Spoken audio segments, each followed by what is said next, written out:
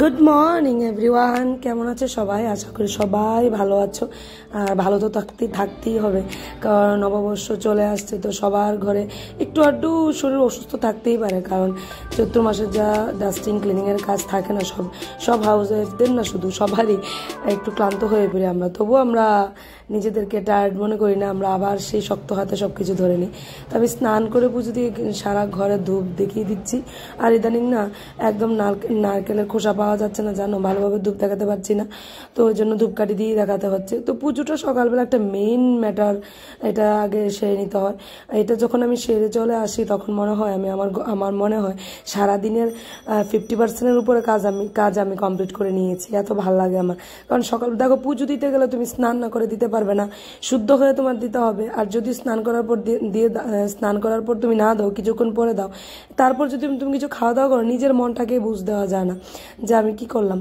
তো এর থেকে ভালো সকালবেলা বাসি কাজকর্ম সেরে একবার স্নান করে এসে প্রথমে আগে প্রভুকে ভোগ দেওয়া, প্রভুকে নিবেদন করা সবকিছু। তো প্রভুকে দিয়ে তারপর দেখবে তুমি অন্য কাজ করতে গেলে মনটাও শান্তি লাগে। আমার না আবার ওটা একদম গায়েতে লাগে না, যে এই যে সকালবেলা ঘুম থেকে উঠে বাসি কাজ করে তারপর কাপড়টা চেঞ্জ করে রান্না টান্না করে তারপর স্নান করে এই যে পুজো টুজো দেওয়া, এটা আমার ভালো লাগে না। তো আমি সবসময় বরাবরই আমি এভাবে করে থাকি।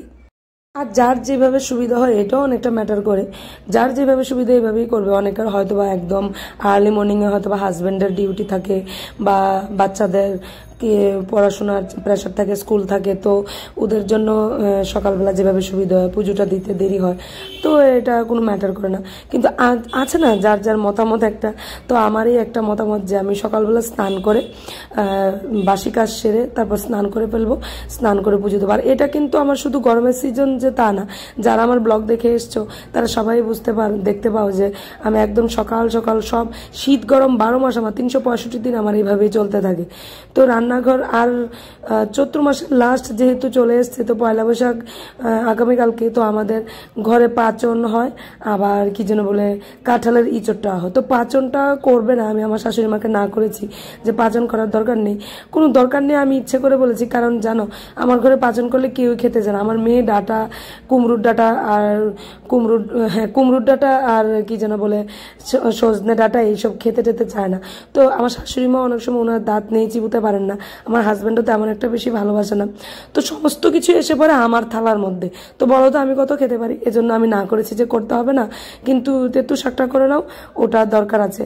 তো বিভিন্ন লতা পাতা দিয়ে, আজকে তো সব লতা পাতাকেই বলা হয় ওষুধ, তো এই যে সব কিছু ওষুধ দিয়ে তারপর সিমের বিচি ভালোভাবে ভেজে সিমের বিচিটাকে ভালোভাবে হামাম দিস্তার মধ্যে ক্রাস্ট করে তারপর শাকটা রান্না করব। তো এই শাকটা প্রথম করব, কারণ আমাদের প্রথমেই এটা দিয়ে খেতে হয়। আর আরেকটা রিচুয়ালস আছে যে স্নান করার সময় নিম পাতা আর কাঁচা হলুদটা বেটে গায়ে মাখতে হয়। আর শুধু গায়ে মাখা না, এটা আমি একদম আদি অন্ত থেকে শুনে এসেছি, আমার বাবার বাড়ি থেকেও শুনে এসেছি যে এই রকম চলে আসছে। আর আমাদের ঠাম্মা কি করতো জানো, কতগুলো পাতা লতা পাতা সব কিছুকে আছে না একদম ভালোভাবে ক্রাস্ট করে এগুলো থেকে যে রস বার করতো, সকালবেলা খালি পেটে বলতো যে এটা ওষুধ, এটাই খেতে হবে, তাহলে তোমাদের আর স্কিন ডিজিজ হবে না, এটা বলতো। তো এগুলো তো মোটামুটি এখন আমাদের দেখাই যায় না, গ্রামে গেলে কিছুটা দেখা যায়, কিন্তু শহরে তো আমরা দেখতেই পাই না, ভুলেই গেছে। আসলে আগের দিনগুলোকে খুব মিস করি। আর আমি তো গ্রামের মেয়ে, তো ওই জিনিসটা বেশি করে মিস করি। আর আনফর্চুনেটলি আমার বাবার বাড়িতে আস্তে আস্তে সবই শেষ হয়ে গেছে, কিছুই নেই, শুধু আমার মা আছেন। তো বাড়িতে তেমন একটা যাওয়া হয় না, আর যদিও যাই বোনেরা আগে একসাথে গল্প করে ডিসিশন করে তখনই যায়। তো দেখো এখানে তোমাদের সাথে কথা বলতে বলতে শাকও বসিয়ে দিয়েছি। আর এদিকে আমার হাজব্যান্ড ব্রেকফাস্ট নিয়ে এসছে আজকে বাইরে থেকে, তো বাইরের ব্রেকফাস্ট খাবে আজকে, ওটস খাবে না, তো রুটি আর সবজি নিয়ে এসছে, আর দই নিয়ে এসেছিল, তো দই দিয়ে দিয়েছি। তো একটু মাধবকে আর সোনাইকেও দই দিয়ে দিয়েছি। আমরা ব্রেকফাস্ট করে তারপর, আর আমার হাজব্যান্ড আজকে ব্রেকফাস্ট করার পরই স্নান করতে যাবে বলছে। আর এদিকে আমার শাশুড়ি মা সবজিগুলি যা কাটাকুটি করেছিল, তো এগুলো এভাবে পলিথিনের প্যাকেটের মধ্যে রেখে দিয়েছে। তো আমি এগুলোকে গুছিয়ে একদম ফ্রিজে ঢুকিয়ে নেব, ফ্রিজের মধ্যে গুছিয়ে নেব, নয়তো মাধবন কখন এসে এগুলোকে ছুঁড়ে ফেলে দেবে। মাধবনের জন্য কোনো কাজ না, তুমি যে রেখে গেলাম 5 মিনিট পরে এসে করবো, অন্য একটা কাজ করে আসি, তুমি এটা একদম করতে পারবে না, ও এত জ্বালা যন্ত্রণা করে। তো তো অবশ্যই পাচন যেহেতু রান্না করা হচ্ছে না তেঁতুল শাক তো অবশ্যই হবে। আর আমি বলেছি যে গোল গোল করে আলু ভেজে নিতে, তো গোল গোল করে আলু ভেজে নিয়েছি।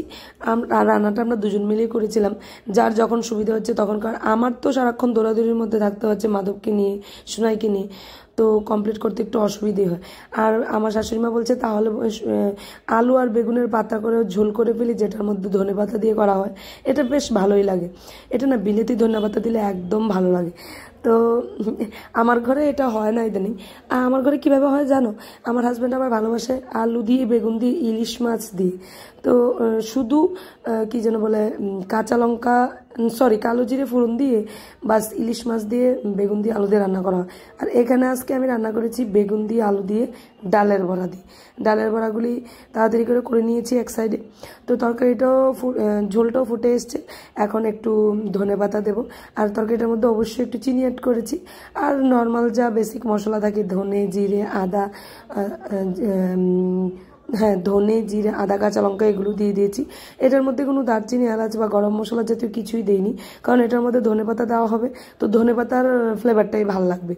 তো এখন দেখো ধনেপাতাকে ধুয়ে তারপর ভালো করে কেটে এটার মধ্যে দিয়ে দেবো, দিয়ে বাস নামিয়ে নেবো। আমার তরকারিও হয়ে গেছে, এখন নামিয়ে নেওয়ার পালা। এটা হলো কি শাক গো? এটা তিতা শাক, সব পাতার শাক। নিম পাতা আছে এটার মধ্যে, বাবা, সিমের বিচি দিয়ে। আর এটা হলো বেগুন দিয়ে, আলু দিয়ে, ডালের বড়া দিয়ে সবজি। আর এটা হলো মুগ ডাল। আর নিরামিষ যেহেতু হবে তো দই তো অবশ্যই লাগবে। কিছু ডাল ছিল তো এগুলোকে গুছিয়ে নেবো, একটু মুগ ডাল, একটু খেসারি ডাল। আর খেসারি ডালটা একটু বেশি করে আনতে হবে, শেষ হয়ে গেছে। কারণ কাঁঠালের এঁচোড় রান্না করলে না এটার মধ্যে খেসারি ডালের বড়া দিতে হয়। আর আমাদের মধ্যে আবার নিয়ম আছে যে খেসারি ডাল একদম আম দিয়ে রান্না করতে হবে, কাঁচা আম দিয়ে রান্না করতে হবে। তো এটা করা হবে আগামীকালকে, যেটা আমার হাজব্যান্ড মোটামুটি কাঁঠালের এঁচোড় খায়, কিন্তু ও না আবার একটু পেঁয়াজ রসুন দিয়ে রান্না করলে খেতে যায়। তো এখন তো আর পেঁয়াজ রসুন দিয়ে রান্না করলে হবে না, কারণ নিরামিষ যেহেতু। আর এটাকে বলা হয় মহাবিষু, যে দিনটাতে আমরা এঁচোড় রান্না করি। তো হারবিষু মহাবিষু বলে আছে, তো মহাবিষু দিন রান্না করা হবে। তো রান্নাবান্না শেষ, এখন রান্নাঘরটাকেও ক্লিন করে নিয়েছি কখনই। তো কি করছি এখন, কার্পেটগুলো ধুয়ে দিয়েছিলাম, তো এগুলোকে ভাবলাম একটু রোদ থেকে নিয়ে এসেছি। আর যা রৌদ্র উঠেছে কি বলবো তোমাদের, তো এগুলোকে বিছিয়ে দেবো। কারণ এগুলো আমি ধুয়ে দিয়েছি হারবিষুর আগের দিনই, যেদিন থেকে আমাদের নিরামিষ শুরু হবে এর আগের দিনই আমি রান্নাঘরের এগুলো ধুয়ে নিয়েছি। আর মোছামুছি তো তোমরা দেখতেই পাও, প্রত্যেক দিন আমি করি। তো এটার কোনো সীমা থাকে না মোছামুছির, ডাস্টিংয়ের আর ক্লিনিংয়ের। তো পাপোশগুলো সবসময় ধোয়া হয় না, বা কার্পেটগুলো, তো এগুলোকে ধুয়ে দিলাম। ধুয়ে দেওয়ার পর আজকে কোনো আর ক্লিনিংয়ের কাজ ছিল না, ডাস্টিংয়ের কাজ ছিল না, কারণ চলে আসছে পয়লা বৈশাখ, তো আর কোনো কাজ করবো না, কাজ তো সেরে নিতেই হবে। তো বসে বসে একটু চা খাচ্ছিলাম। তো দেখা হবে তোমাদের সাথে পরের দিন সকালে।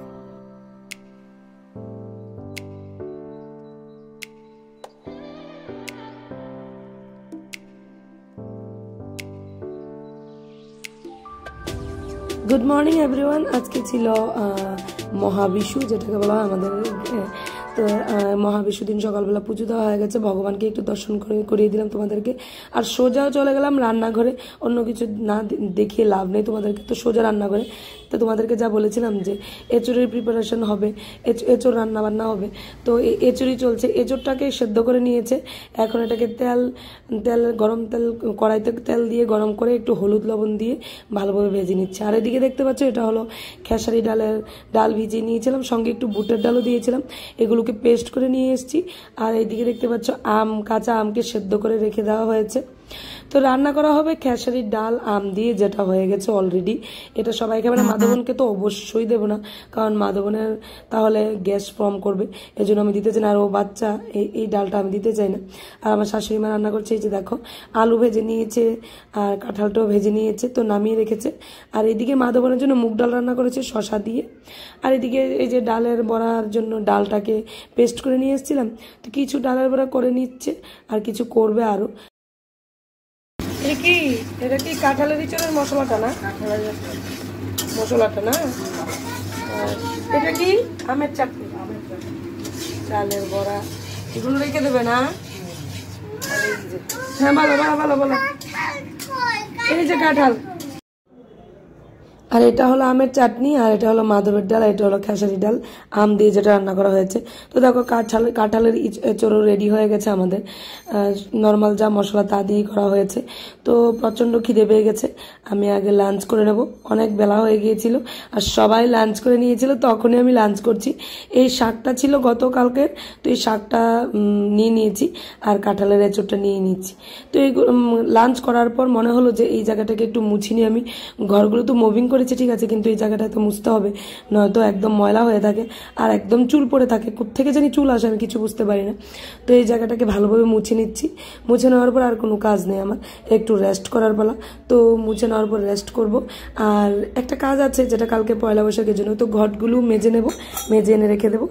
তো তোমাদের সাথে আবার কথা হবে সেই পয়লা বৈশাখের দিন। তো টিল দেন বাই বাই, ভালো থাকবে, সুস্থ থাকবে।